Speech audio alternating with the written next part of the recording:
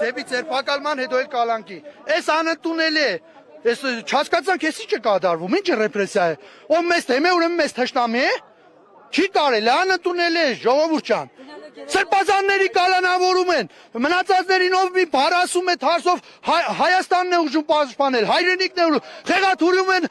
բոլոր խոսքերը քաղաքապետին, քաղաքապետը ասում է միություն կազմենք, այո հզորների հետ միություն, ասում է գուբերնիա կուզեք դառնալ, սուտ է խոսում, սա խոսությամբ հիմա էլի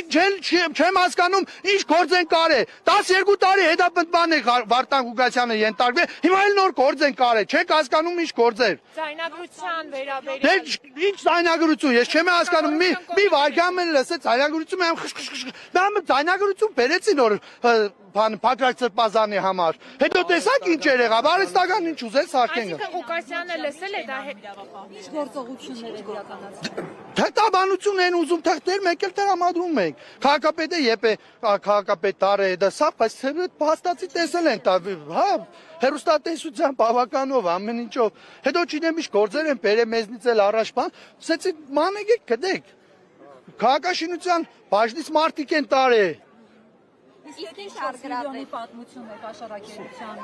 Ընդհանրապես տեղյակ չեմ, ես չգիտեմ ինչ է կատարվում, դա ասում եմ այստեղ չաթ տիպի ասած է ինչ է դա, կեղտոտությունը ինչ ասես կարող է սարքել, ինչ ասում։ Չէ, չի է լսել, չի է լսել։